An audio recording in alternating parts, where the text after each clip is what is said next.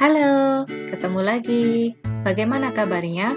Semoga selalu sehat dan semangat belajar ya. Nah, di video ini kita akan belajar tema 7 untuk muatan bahasa Indonesia, kompetensi dasar 3.5. Materi yang kita pelajari adalah ulasan teks dan menemukan arti kosakata dari bacaan. Yuk kita simak videonya dengan baik.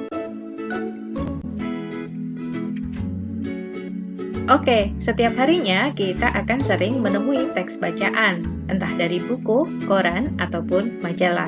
Tanpa sadar, sesaat setelah membaca, kita membuat ulasan teks tersebut dalam pemikiran kita. Oke, apa sih yang dimaksud dengan ulasan dari sebuah teks bacaan? Ulasan sebuah teks bacaan merupakan bentuk penilaian kita terhadap sebuah karangan, bacaan, atau teks yang telah kita baca. Biasanya, ulasan teks memuat judul teks, bagian yang paling menarik dari teks, informasi penting dari isi teks tersebut, serta pendapat kita tentang teks tersebut. Tidak lupa, kita juga menyertakan alasan kita saat menyarankan atau tidak menyarankan teks tersebut kepada orang lain. Nah, berikut ini ada teks bacaan berjudul Peristiwa Kedatangan Bangsa Barat yang bisa kita temui pada buku kelas 5, tema 7, halaman 4-5. Teks tersebut akan kita baca dengan seksama dan teliti untuk kemudian kita buat ulasannya.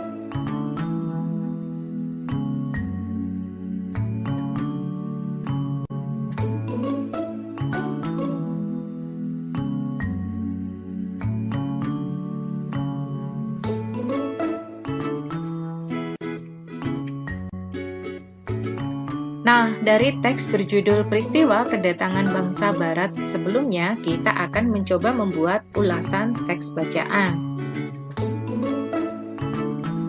Judul teksnya adalah Peristiwa Kedatangan Bangsa Barat. Kemudian bagian yang paling menarik bagi kita misalnya, harga rempah-rempah pada saat itu setara dengan emas.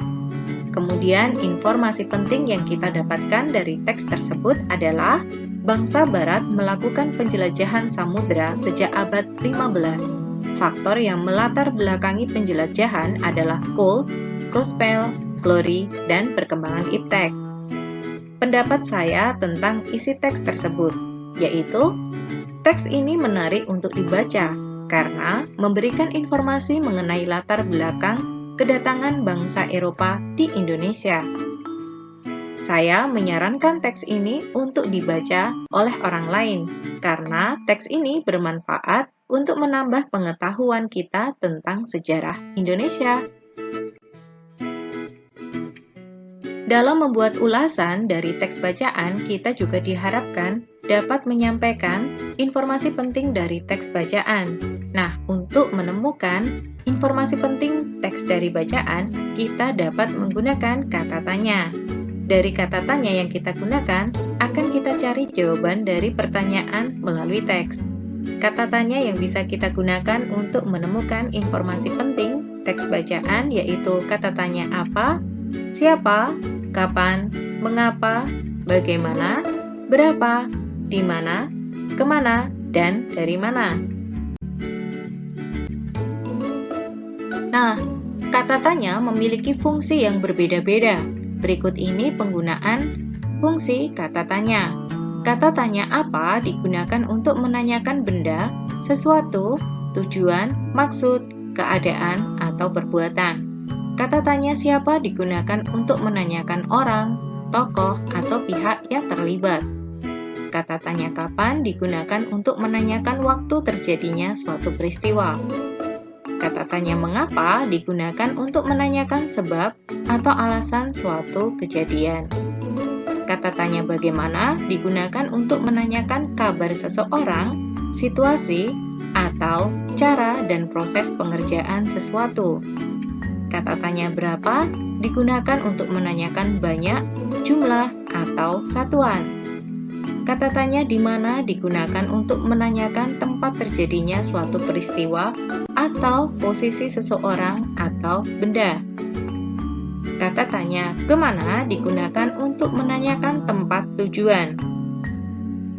Dan kata tanya dari mana untuk menanyakan tempat asal seseorang atau sesuatu.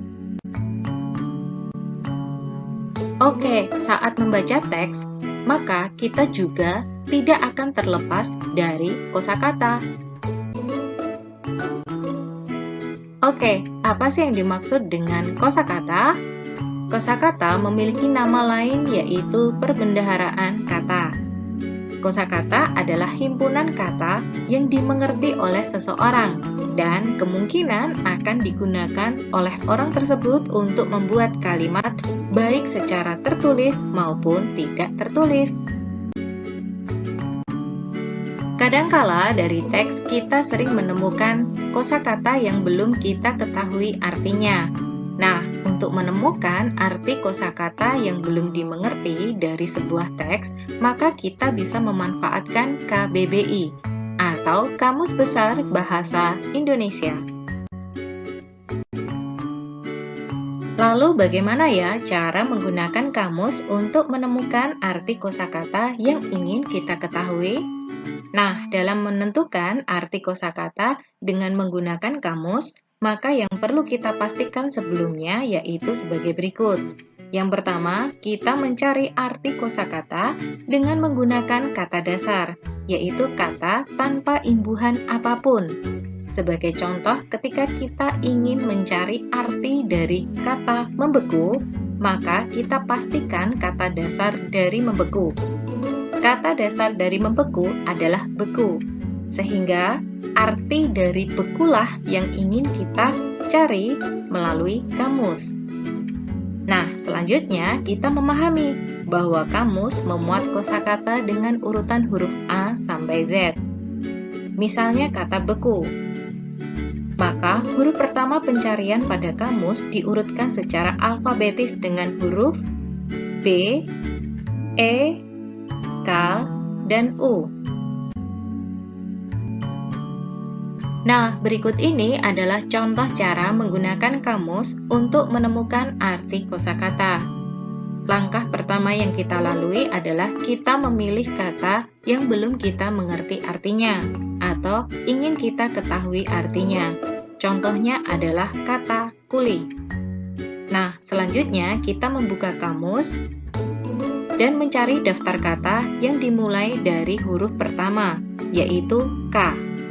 Kuli, huruf pertamanya adalah K, sehingga kita mencari daftar kata yang dimulai dari huruf K terlebih dahulu.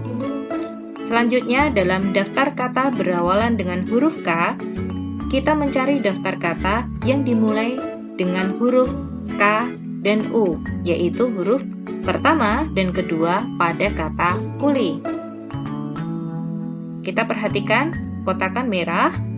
Selanjutnya, kita mencari daftar kata dimulai dari huruf pertama, kedua, dan ketiga dari kata kuli, yaitu kul. Nah, selanjutnya kita bisa mengetahui arti dari kata kuli. Nah, dari teks bacaan, kita sering menemukan kosakata. Kosakata yang kita temui ada yang berupa kata baku dan kata tidak baku. Nah, kira-kira apa ya perbedaan antara kata baku dan kata tidak baku? Kata baku. Kata baku adalah kata yang cara pengucapan ataupun penulisannya sesuai dengan aturan yang dibakukan. Aturan yang digunakan adalah Pedoman Umum Ejaan Bahasa Indonesia atau PUEBI, Tata Bahasa Baku, dan KBBI, Kamus Besar Bahasa Indonesia. Sedangkan kata tidak baku adalah kata yang cara pengucapan ataupun penulisannya tidak sesuai dengan aturan-aturan tersebut. Sebagai contoh, kalimat berupa Kongres Pemuda II dilaksanakan di Jakarta. Pada kalimat tersebut, kita menjumpai kata kongres. Apakah kata kongres dituliskan dengan huruf G sebanyak 1 atau 2? Oke, kita lihat melalui KBBI atau Kamus Besar Bahasa Indonesia. Di KBBI, kita menjumpai kata kongres dengan huruf G sebanyak 1. Sedangkan kata kongres dengan huruf G sebanyak 2 ternyata bentuk tidak baku. Sehingga kata baku yang tepat adalah kongres dengan huruf G sebanyak 1.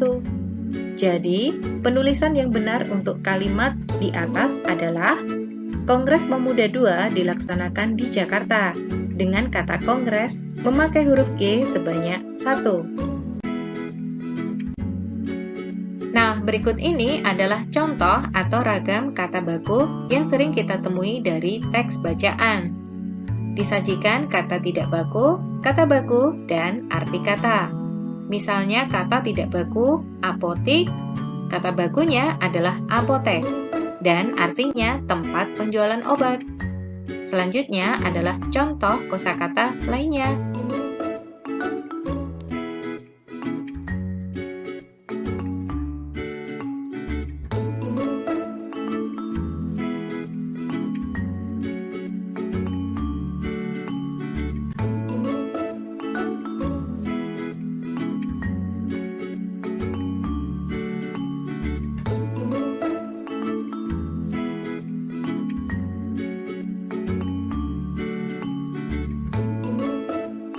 Oke, kita sudah mengumpulkan 8 kata baku. Kita ingat dan pahami dengan baik ya.